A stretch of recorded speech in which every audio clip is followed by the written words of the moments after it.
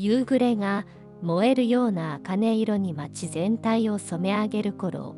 私はまた誰にも気づかれないようにひっそりと最終のバスに身を委ねていました。車体はまるで私自身の心臓の鼓動のように規則正しくかすかに揺れています。行き先は誰にも言えない私だけの秘密の場所。窓の外を流れる見慣れた街並みが今日だけはいつもよりずっと遠く、そしてどこか懐かしい幻のように感じられました。アスファルトの匂いと遠くで聞こえる子供たちの笑い声がなぜか胸の奥を締め付けます。55歳になった今、私の手にはまるで何も残されていないかのように思えていました。10年前、長年連れ添った夫とはまるで枯葉が舞い落ちるように静かに別れました。その時、私の心にはすでに深い亀裂が入っていたのかもしれません。そして長年勤め上げた看護師の仕事からも離れ、その日々の忙しさだけが私を現実の世界につなぎ止めていたのだと今になって気づきます。白衣を脱いだ日、私は自分がまるで抜け殻のようになってしまったのを感じました。そして何よりも愛する一人息子を突然の事故で失ったあの日から、私の世界は音を立ててガラガラと無残に崩れ落ちてしまったのです。あの日の空の色も彼の最後の笑顔も私の脳裏に焼き付いて離れません。深い闇が私を包み込み、息をするのも苦しいほどでした。それ以来、日が沈む頃に乗るこの最終バスの規則正しい揺れだけが、心の奥底できしむ痛みをほんの少しだけごまかしてくれるような気がしていました。バスの窓に映る自分の顔はいつの間にかすっかりとしおいて、まるで知らない人のようでした。そのバスの最後列、いつも決まって一人の男性が静かに座っていました。彼はただ窓の外のぼんやりと霞む街の明かりをじっと見つめ、まるで時が止まったかのように微動だにしません。彼もまた私と同じようにこのバスの静けさに心の安らぎを求めているかのようでした。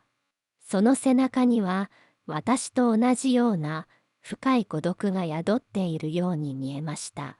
何度もふとした瞬間に目が合いましたけれど、私たちは言葉を交わすことはありませんでした。ただ、互いの存在を無言のまま感じ合っているだけ。それでも私は彼の静筆な存在が自分の中で少しずつ確かに大きくなっていくのを感じていたのです。まるで凍てついた大地に小さな芽が顔を出すように、ある雨の降りしきる夜でした。車窓を叩く雨粒がまるで世界中の悲しみを吸い込んでいるかのように、激しく、そして切なく響き渡る中、バスの車内はいつもより薄暗く、雨音だけが私たちの間に漂っていました。私は何度か彼の横顔に視線を投げました。その度に彼もまたまるで私の視線を感じ取ったかのように、ほんの一瞬こちらを向くのです。その短い視線の交錯に私の胸はかすかに高鳴りました。互いに言葉を交わさずとも、私たちは確かにお互いの存在を意識し合っているのがわかりました。そしてそんな静かな緊張感の中で彼が突然私にそっと語りかけたのです。その声は雨音にかき消されそうなほど小さなささやきでした。雨の日のバスってまるで泣いているみたいですね。そのたった一言が私の胸の奥にじんわりと温かいしみとなって広がっていくのがわかりました。乾ききっていた心の土壌にひとしずくの潤いが与えられたような、そんな感覚でした。凍りついていた感情がかすかに溶け始めるのを感じました。それが彼との最初の会話だったのです。私の心臓が久しぶりにドクンと小さな音を立てたのを覚えています。彼の名前は中原さん、58歳、元編集者。そして数年前に奥様と娘さんを事故で亡くされたのだと彼は静かに語ってくれました。その声はまるで遠い過去の出来事を語るように、どこか諦めを含んでいました。それ以来、夜が怖くて、このバスに乗ると少しだけ静かになれるんです。そう語る彼の声には、私と同じ深い喪失の匂いが混じり合っていました。それは言葉にはできない痛々しいほどの共鳴でした。私たちは互いの心の傷を無言のまま慰め合っているようでした。まるで同じ嵐を経験した船乗りたちが静かに寄り添うように。それから私たちは週末の最終バスで少しずつ言葉を交わすようになりました。最初は天気の話やその日の出来事、それがいつの間にかもっと深い話へと移っていきました。誰にも打ち明けられなかったことを心の底に深く沈めていた重たい記憶や感情。それを彼の前では不思議なほど自然に語ることができました。彼の優しい眼差しが私の心の扉をそっと開いてくれたのかもしれません。彼の瞳の奥には私と同じ痛みを理解してくれる深い優しさがありました。ある夜、終点のバス停で降りた私たちは雨上がりのしっとりとした空気をまといながらバス停の屋根の下で立ち止まりました。雨は小降りになっていましたが、彼はふと私の方を向き、少しはにかんだように言いました。もう少し、この雨宿りがてら、お話ししませんか？あそこに、いい喫茶店があるんです。突然の誘いに、私の胸はかすかに高鳴りました。まさか彼から誘われるなんて、一瞬ためらいながらも、彼の優しい眼差しに、私の心は温かく溶けていくのを感じました。ええ、喜んで、そう答える私の声は少し上ずっていたかもしれません。そして私たちは商店街の奥にひっそりと佇む古びた喫茶店へと吸い込まれるように入っていきました。店の軒先には錆びたブリキの看板が揺れ、ガラス戸の向こうからはコーヒーの香ばしい匂いが漂ってきます。店の中はまるで時の流れから取り残されたかのように静かで、窓の外ではまだ雨の余韻が音を立てていました。古いジャズがかすかに流れる中、私たちは向かい合って座りました。テーブルの上には使い込まれたシュガーポットが置かれ、かすかに光を反射しています。会話が途切れ、ふと私の手がテーブルの上に置かれているのが目に入りました。指先がどこか心細げに見えたのでしょうか。彼は迷うようにしかし確かな意志を持ってゆっくりと私の手にそっと触れました。その指先から伝わるぬくもりが私の心の中でずっと乾ききっていた場所に初めてしっとりとした湿り気をもたらしてくれたのです。まるで長い間枯れていた花にようやく命の雫が与えられたかのように、彼の指が私の手の甲を優しくなぞるたびに全身にかすかな震えが走ります。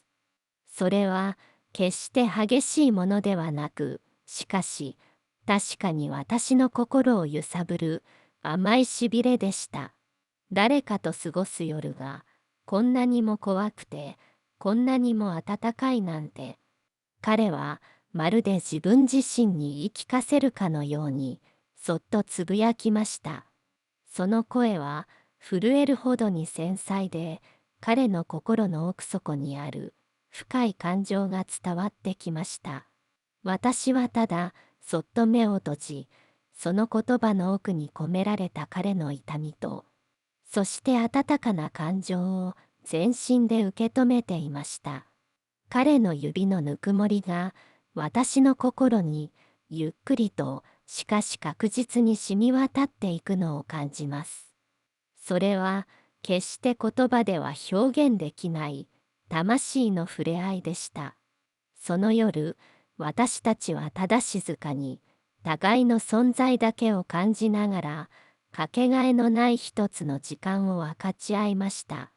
それは言葉を超えた魂の触れ合いでした。喫茶店の薄暗い照明が私たちの影を長く伸ばし、まるで二人だけの世界を作り出しているようでした。別れ際、彼はそっと私の肩に触れ、またこのバスでとだけささやきました。そして小さな包みを私の手に握らせてくれました。温かい彼の体温がまだその包みに残っているようでした。家路につき、部屋の明かりをつけた私はそっとその包みを開きました。中には一枚の便箋が丁寧に折りたたまれて入っていました。それは彼からの紛れもないラブレターでした。そこには彼の几帳面な文字でこう綴られていました。あなたを初めて見かけた日、バスの窓越しの横顔になぜかどうしようもなく涙が出そうになった。その瞳の奥に私と同じ深い悲しみと、それでも光を探そうとする強さを見た気がした。それ以来、またあなたに会いたくて毎日この席に座っていました。あなたの存在が私の止まっていた時間をもう一度動かし始めたのです。ページを閉じた時、私の唇からは小さな笑みがこぼれていました。それは諦めと悲しみで凍っていた心が音もなく溶け始めたような、そんな温かい笑みでした。頬を伝う一筋の涙が私の心を洗い流していくようでした。そして心の中でこうつぶやいたのです。人生はもう終わったと思った。その場所からまた新しく始めることができる。たとえどんなに深く傷つき、すべてを失ったと思っても、必ず新しい光は差し込む。たった一人ではない、誰かと一緒にこの人生の揺れを感じていけるのなら、それだけでもう希望になる。その日もまた私は最終のバスに乗りました。バス停に立つ私の足取りは昨日までとは違い、どこか軽やかでした。バスの窓から差し込む茜色の光が私の顔を優しく照らします。そして柔らかな光が差し込む窓の向こうに最後の乗客が私を待っているのが見えました。彼の優しい笑顔が私の心を温かく包み込みます。最後の乗客は彼だった。作・朗読・黒川瞳。